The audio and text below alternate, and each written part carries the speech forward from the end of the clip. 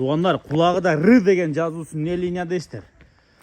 Вованыш деген қошқордың тұрған жерін білесіздер, Қарабалтада Вознесеновка деген айылда тұрады. Туғандар, ошо шоғырудың есінен шыққан болса, ошо кишиник болот. Туғандар, ноғу бер жақта тұрған ұзын Вованыштың түз баласы екен, 2,5 жашта. Туғандар, ең күчүндө, ең любой қойды тоқтата тұрған күчүндө екен. Арқы жақта стойкасы тик тұрған ал блондин. Бұлар Қарабалта тарапта тұрады. Туғандар, сатылат. Мындайча айтканда, қойларым қысыр қалбасын десеңіздер, шу екі қошқорды көріңіздер.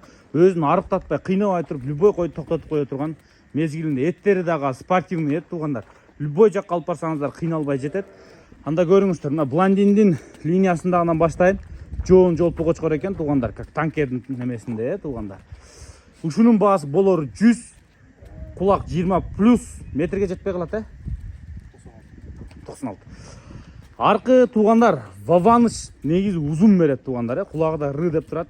Құйрығының разрездері чөткей, ұзын құлақты, гарбанос қошқор іздегендер болса, мынау қошқор сіздерге сұныштайын. Мұның болор басы 150 000 сом екен.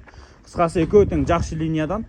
Мындай бұл қошқорларды алам дегенде, мындай қозысынан жақшырақ қозалайында үміт қылып отқандар болса, екі қошқорды көріңіздер. 100 000 сом, 150 000 сом, Қарабалтада тұрады. Туғандар, дағы бір қошқор бар екен, ене жағы да, ата жағы да 80, эмбридинг қошқор. Туғандар, баштай өрейін. Атасы Қарқыра, бұл блондиннің нөбіресі, Қарқыра блондиннің баласы. Енесі Степнойдың қызы, Степной 80-нің баласы. Туғандар, 80-нің қайсы тұқымынан десеңіздер, Тимуровский. Туғандар, блондин 80-нен Рамис Байкенің қоросынан тарағаны болса, Степной. Туғандар, Степной менен Султан Тимур Байкенің қоросында 80 іштегенді ошақтан тарағандар. Степнойдың қызы енесі, көрдіңіздер, атасы Қарқыра. Мындайча айтканда, бұл екі жағадан тең. Туғандар, 80-ге барып тақалады екен де. Бұның атасы дағы енесі да 80 небірелер екен. Инбридинг. Костяк көрдіңіздер, плотный жоон, чистотасы жақсы, белдер өте компактный. Құйрықтары дағы еме, анан егіс екен. 1 жаш 2 ай, мындайча 2 тишке өткен қошқор екен.